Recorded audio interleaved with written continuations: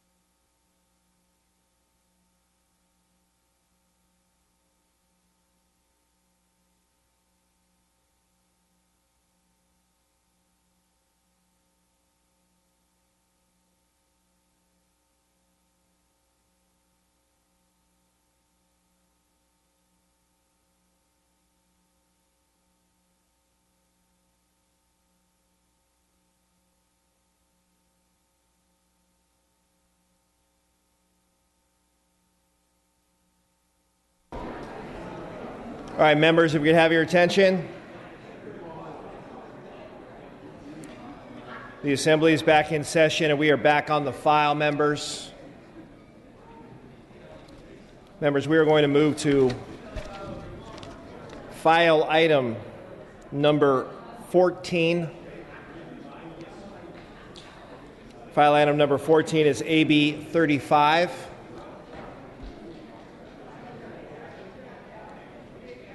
By Mr. Chu, David Chu, and the clerk will read. Assembly Bill 35 by Assemblymember David Chu and others, an act relating to taxation to take effect immediately, tax levy. Members, if we could have your attention. Mr. Chu, you may open. Thank you, Mr. Speaker and colleagues. I appreciate your consideration of AB 35, a bill which would increase our state's affordable housing tax credit by $300 million for the construction and rehabilitation of affordable housing, which would also allow us to leverage $600 million in federal funds that would otherwise not come to California. Colleagues, we all know that our state is in the midst of an affordable housing crisis. AB 35 was the very first bill that I introduced on December the 1st, and not just because my city of San Francisco has the most expensive rents in the country, where 60% of our low-income residents spend half their paychecks on rent, and where thousands of residents have been evicted or forced to move in recent years. This is not just a San Francisco or a Bay Area challenge. There isn't a single county in California with enough affordable rentals for working families. Our state has 13 of the 14 least affordable metropolitan housing areas in the country, 21 of the least affordable cities in the country. Our housing crisis is driving poverty and income inequality. When you calculate housing costs into the proportion of Californians unable to meet their basic needs, that statistic has risen by 44% in recent years. Since 2000, Californians' median incomes have fallen by 8%, while rental prices have soared by 21%. We have 12% of the U.S. population, but 20% of our country's homeless, 500,000 homeless kids, and 1.5 million working families and households that lack affordable housing.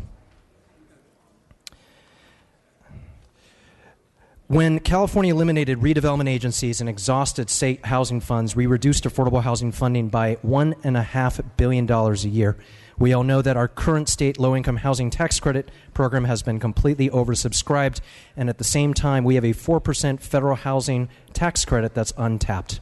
AB 35 will increase our state's low-income housing tax credit by $300 million, more than quadrupling the current tax credit.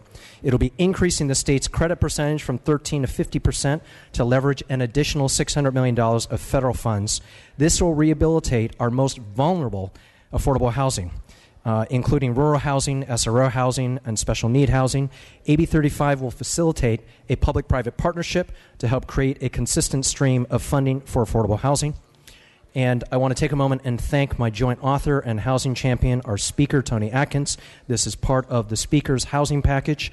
I also want to thank our principal co-author, Mr. Wilk, our co-sponsors, the Housing Committee Chair, Mr. Chow, our Housing Committee Vice Chair, Mr. Steinorth. I want to thank 3 committees for unanimous bipartisan support and the over 130 organizations in support of AB 35. I respectfully ask for your support.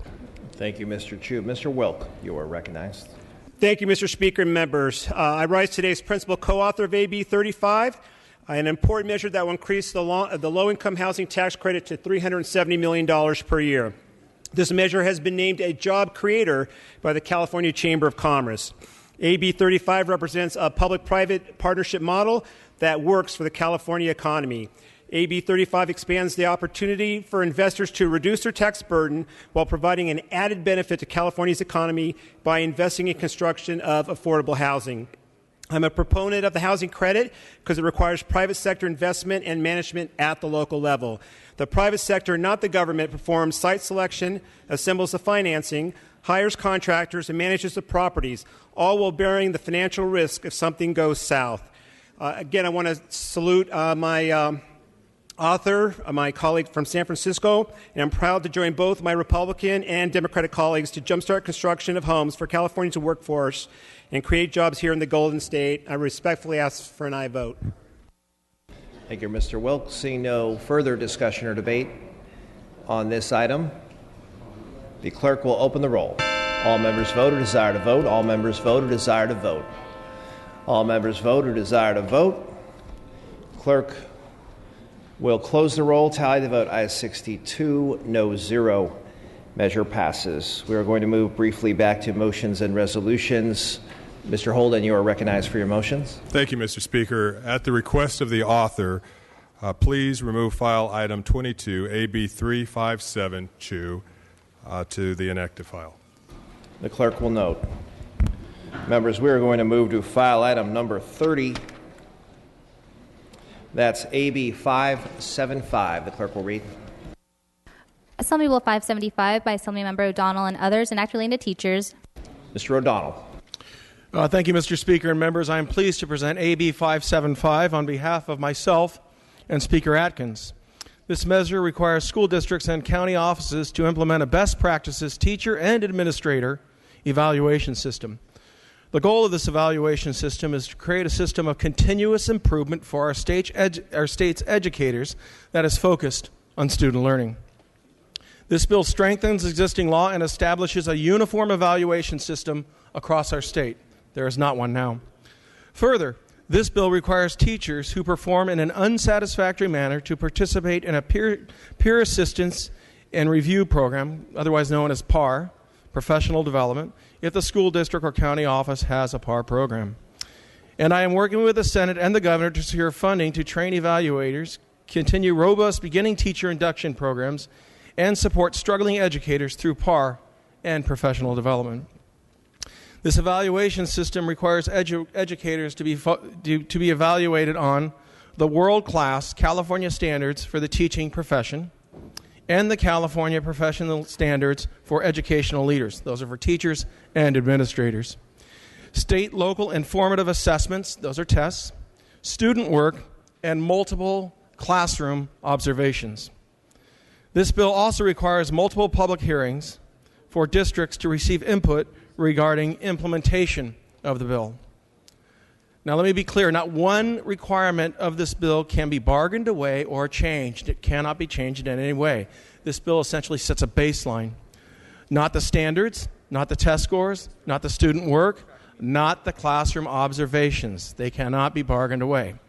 All of the requirements in this bill must be adhered to, as they will be law. The truth is that the most of the existing evaluation system is currently bargained. The evaluation system, again, is currently bargained. Now, I have a difference of opinion with the opposition about how much of the evaluation systems are currently bargained. For me, the bottom line is that teachers must be involved with creating this new and more robust evaluation system in a collaborative manner, or the system will not be effective in the long term. But again, this law acts as a baseline. None of the requirements can be altered or bargained away. I've been meeting and working with the advocates, and I continue to be open to meeting with anyone on the bill. I have taken several amendments to address the concerns raised, and it appears we have a philosophical difference about the importance of developing a system in a collaborative decision-making process. In the Senate, I will continue to work on this and other issues that may be raised. Let me just go through this proposed law versus current law. Under this bill, teachers are evaluated on engaging and supporting all students in learning. Current law does not require this. Under this bill, teachers are evaluated on how they use student assessment information to inform instruction. Current law does not require this. Under this bill, teachers are evaluated on developing as a professional educator, professional development. Current law does not require this. Under this bill, teachers are evaluated on how they contribute to student academic growth based on multiple measures. Current law does not require this. This bill requires multiple classroom observations using a uniform tool. Current law does not provide a uniform tool and often does not require classroom observations. This bill requires public comment on the evaluation at a school board meeting. Current law does not do this. This bill requires a specific implementation time of July 1st, 2018. In other words, by 2018, it has to be implemented. You can't bargain that date away. That date is solid. It is in law. This bill expressly prohibits any requirements from being bargained away or weakened through collective bargaining. Current law does not do this. This bill also requires administrators to be evaluated on specific criteria. Current law does not do that. With that, I turn it back to you, Mr. Speaker. Thank you, Mr. O'Donnell. Ms. Olson, you are recognized. Thank you, Mr. Speaker and members. I rise in opposition to AB 575. I think we would all agree in this House that education is key, absolutely essential to individual student success and to the long-term success and health of our economy. But unfortunately, we in California rank in the bottom 10% of every state in the United States for student achievement and educational excellence. I think and I hope we all agree that that is unacceptable and we have to do something about it. In order to turn that around and raise student achievement levels in California, we have to do two things. We have to make sure that our schools are properly funded, and we have to make sure we're doing the reforms that are necessary to make sure that we have effective teachers in every school classroom, because study after study after study has shown that an effective teacher in the classroom is the number one most important in-school factor to student success. We've made great headway on the funding issue. In fact, a recent study, it just came out a week or two ago, demonstrated that because of our investments in education over the last few years, and including this year, we are now, for the first time in a long time, in the top 10% of states for funding in education. We should applaud that. But funding alone is not going to fix our schools. Studies and experiments have shown that for a long time. We have to do real reform. And unfortunately, this bill doesn't get us there. In fact, it even weakens existing law of the Stoll Act. We need a meaningful and effective teacher evaluation system, one that gives teachers the feedback that they need in order to help them continually grow in their profession and excel. One that gives districts the information they need to be able to direct professional development resources where they can be most effective in serving teachers and meeting their needs and raising instruction improvement. One that gives parents the information they need to make the best decisions on where to send their children to school. And most importantly, an evaluation system that raises student achievement levels so that we can make sure we have effective teachers in every classroom in every geographic area of the state. This bill, AB 575, does not do that. First, student achievement is no longer the centerpiece of an evaluation system as it is in existing law under the Stoll Act. It does have multiple measures, and multiple measures are important. We need to be able to account for the anomalies that go into student achievement. But even with multiple measures, student achievement data has to remain the priority, and it isn't even required in this bill. Second, this bill expands collective bargaining. Existing law in the Stoll Act doesn't require collective bargaining. So the comments about how this doesn't do anything different than current law are false, because the Stoll Act has nothing to do with collective bargaining. None of it is at the negotiating table. Third, there's no enforcement trigger. And that's the problem with existing law. The Stoll Act is pretty good, other than the fact that 86% of California school districts are out of compliance. They just simply choose not to do it. And so an effective teacher evaluation system, an effective bill, will have an enforcement trigger in it to make sure that our school districts are abiding by law and evaluating their instructional staff and their principals. Fourth, there is widespread opposition to this bill from the education community and stakeholders. A good evaluation system will have everybody at the table working together to craft a system. There are plenty of alternatives out there. I've introduced a teacher evaluation system several times in the last few years, including this year. It is a very modest proposal. Our assembly colleague from San Diego has introduced a robust evaluation system.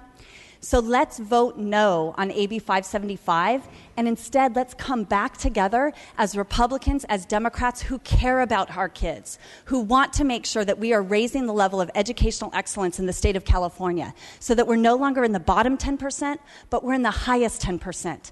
Our kids deserve that. California children deserve that. The future of our economy deserves that, and it's up to us to make that happen. Every child, no matter their geographic background, no matter their ethnicity, no matter their socioeconomic status, deserves access to a top quality education. And as every research study has ever shown, the most important in-school factor to make that a reality is the quality of a teacher's instruction. So let's work together. Let's vote no on AB 575. Let's come back and create a robust, meaningful evaluation system that can be enforced, that school districts will follow, and package that with other reforms that together will raise student achievement in California, where we will become the premier system of education that others point to as the model of success, one that sets our children up for success in school and in life. Urge a no vote on AB 575. Ms. Kim, you are recognized. Thank you, Speaker and members. I too rise to voice my opposition to AB 575, as I have already previously done in the Education Committee. This bill strips local control and undermines negotiations between management and labor. While this bill requires this evaluation system to be locally bargained, if schools in my district agree to an alternative, they are prohibited from seeking a waiver from the state board under this bill. I agree with my local school districts who oppose this bill and agree that the governing board clearly has the authority to establish both pupil achievement standards and teacher evaluation assessments related to those standards. Standards of acceptable performance should be determined with regard to the objective criteria rather than as a result of give and take collective bargaining. So with that, I would urge my colleagues to vote no on AB 575. Thank you. Thank you, Ms. Kim. Mr. Gray, you are recognized. Thank you, Mr. Speaker, members. Members, our schools and teachers already collectively bargain the conditions and benefits of employment. And while the development of a comprehensive and workable teacher evaluation process must include input from the teachers themselves, I do have significant concerns about the scope of the bill as currently written. Jeopardizing the academic success of our students should not be used as a pawn, something to give away during difficult negotiations over compensation and other employment matters. I would ask that the author commit to working to ensure that success of students takes priority at the bargaining table, and that moving this bill forward today will provide us and the stakeholders an opportunity to continue to find common ground. And I would expect to see some improvements before the bill returns from the Senate, but I think it's an important discussion. I commend the author for taking it, and I will be supporting the bill here today. Thank you, Ms. Gray. Ms. Grove. Thank you, Mr. Speaker. I just have one question for the body. Why would we not allow teacher performance and student success to be part of their evaluation process? When we evaluate our staff, when we evaluate programs, we always look at the success. We even set standards for what that success should look like and goals that should be achieved. But we don't allow that to take place when we deal with teachers. Why wouldn't we want the most successful teachers that have great outcomes when educating students be able to stay in those positions or be promoted to different positions? It doesn't make any sense that this is the only entity that we would exclude to not allow performance evaluation and goal setting and students first and education as a priority for these students to advance. And still, it just doesn't make any sense to me that we would not allow student success to be a part of the evaluation process for teachers. So I would recommend a no vote. Mr. Allen, you are recognized. Thank you very much, Mr. Speaker. I also rise in opposition to AB 575. AB 575 replaces the current teacher evaluation requirements with a new system that looks at best practices instead of assessing teachers' performance as it relates to pupils' progress to state and local standards. Members, California, as other speakers have mentioned, is currently among the 10 worst performing states in the country when it comes to education. In the private industry, where I come from, when performance standards aren't being met, you empower your people to reach these goals, but you don't lessen the requirements. You don't lower the bar for them to succeed. We should never lower the standards for our children's education. We should be incentivizing our teachers to improve their students' performance rates. And very simply, mediocrity should never be an option when it comes to the education of our children and our future generations. The author of the bill has stated that the state's current teacher evaluation system does little to foster a culture of continuous improvement for our teachers. And I fully agree with this statement. But we should address this issue by focusing on an evaluation system that empowers our teachers to improve their students' performance, not water down their accountability system. By eroding our already weakened performance standards our state has in place, we would be removing the very tools that we can use to help our teachers reach their goals. And keep in mind, members, our teachers only have one goal. One goal. That's to educate children. Simply put, this bill lowers the quality of education that our children, our nieces, our nephews, and our grandchildren are going to receive. This bill would move us further from fixing our broken public education system and further erode what is already one of the worst systems in place in the United States. I urge a no vote on AB 75. I urge a no vote simply for the children of the state. A no vote on AB 75 is a yes vote for education of our future generations. A no vote on AB 575 is a yes vote that we need better accountability standards for our teachers to make sure that they're doing the job for which we pay them, which is educating our kids. Thank you. Mr. Patterson, you're recognized. Thank you, Mr. Speaker. Again, two of my children teach in the public schools. We live this regularly at home, at the dinner table, and when we visit each other. These two teachers are wonderful. They are fully committed to teaching their kids, and as I've mentioned on this floor before, when the aha moment comes, it is a real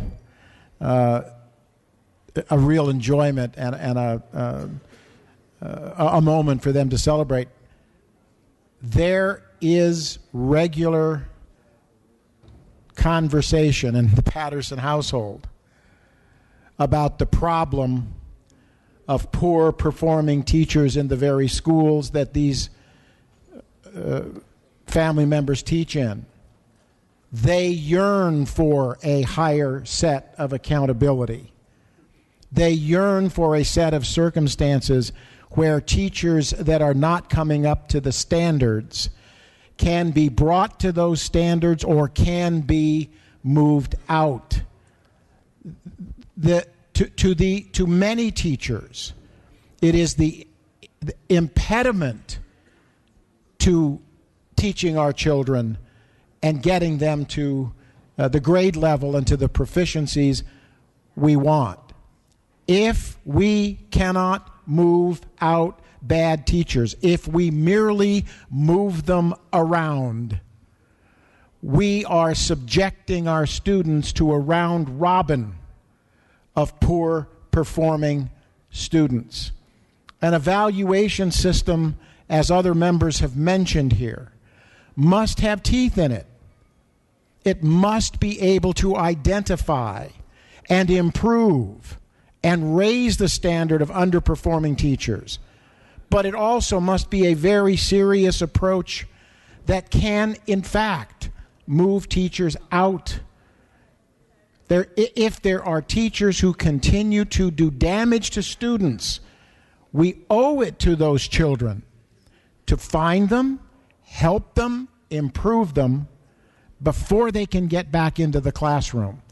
These are serious matters about performance, and we need a serious set of stringent analysis to see to it that the very best teachers are in our schools, and those who need help get it, and those who cannot cut it must be removed. That's compassion for kids in school. That's quality education. To do otherwise is to simply sentence many of our children to simply a round robin of failure. We can do so much better than that. I respectfully request a no vote. Mr. Santiago, you are Thank you, recognized. Mr. Speaker. I'd like to commend the author for having the courage to bring this issue up and to talk about moving our schools forward. And I do appreciate all the comments that have been made. But I think what's missing is what's important in this bill. And I think we should clearly take a look at this bill and understand that it's an important step in moving forward the evaluation system and updating current laws. For those of us who need a refresher on this bill, as you know, creates multiple measures, including test scores and student work, towards an evaluation system. It involves multiple classroom observations. It requires evaluation of senior teachers more regularly. and it creates a public process where the public is heard. So I applaud the author for undertaking this issue, and I would urge all those in this chamber for an aye vote. Ms. Baker, you are Thank you, Mr. recognized. Speaker. Just a question of the author. Without objection. Thank you. I understand that given the concerns about the bill that our colleague from Merced mentioned, that you are in good faith going to be working with him as this goes forward. I commend you for that. One question I have, if one of the areas you'd be willing to work on is including in this bill a provision that local school districts have to enforce the Stall Act. And if not, why not? I'm open to any concept that we may need to put into the bill. You would be open to having in the bill a provision that the Stall Act has to be enforced by local school districts? Well, the Stall Act is current law, so I don't know what you want to do with the Stall Act. I want to enforce it. Ms. Baker, we do not engage in crosstalk and dialogue on this floor. Mr. O'Donnell, you may address that in your close. Thank you. On my own time, Mr. Speaker? Yes, Ms. Baker. Thank you. One of the problems that we have in our current evaluation system that this bill does not address is the lack of enforcement of what we've had on the books for years, and that is a requirement that student performance be a part of how we evaluate and consider our measures of success in this state. Our children deserve that. They don't deserve doubling down on the existing failed system. So what I look for is ensuring that this bill actually would be able to not just pay lip service to the Stall Act, but actually ensure enforcement and provide our school districts with that resource and support from this body so that we are actually putting an emphasis on student performance and what our children need. So I look forward to the possibility of working with the author of this bill. I think that's what I'm hearing, and I'm sure he can mention in his closing that he would be committed to not only having a law on the books, colleagues, but one that we ensure is enforced in our system for our schools. Thank you. I urge a no vote. Thank you, Ms. Baker. All debate having ceased, Madam Speaker, you are recognized. Mr. Speaker, thank you very much. I rise in strong support of AB 575, and I am proud to be a joint author with my colleague from Long Beach on this bill, which, frankly, is the first major overhaul of teacher evaluation in almost half a century. It requires that teachers be evaluated on both California's nationally renowned standards for the teaching profession and on student academic growth. In fact, it requires far more robust measures of student performance than the current law it replaces. So, we can talk about the current law, but this goes even further, and it acknowledges that no evaluation system is ever going to be successful unless both districts and teachers have a sense of ownership and decision-making over the local implementation of this new law. And I know that some in the school management are uncomfortable with that. They see it as a loss of power. But like it or not, collective bargaining is the only venue we have in our school governance system for joint decision-making by employers and employees. And we need to make that work. Members, I applaud my colleague for taking on a challenge, something that many people have not tried to do in a way that garners success and support from all of the stakeholders. I respectfully ask for your aye vote. Mr. O'Donnell, you may close. Thank you, Mr. Speaker. Just a few comments here. Under this bill, teachers are evaluated on engaging and supporting all students in learning. Under this bill, teachers are evaluated on how they use student assessment information to inform instruction. Under this bill, teachers are evaluated on developing as a professional educator, ongoing education. Under this bill, teachers are evaluated on how they contribute to student academic growth based on multiple measures, including data, test scores. I've heard that's not in here. That's absolutely in here. Read the bill. Read the bill. To my friends on the other side of the aisle, this is the bill you want too. If I listen to your comments are in this bill. I ask for an aye vote. With that, the clerk will open the roll. All members vote who desire to vote. All members vote who desire to vote. All members vote who desire to vote. All members vote who desire to vote. All members vote who desire to vote. All members vote who desire to vote.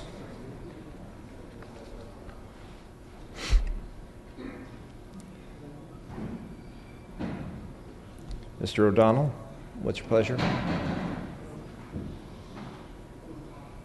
Mr. O'Donnell moves a call.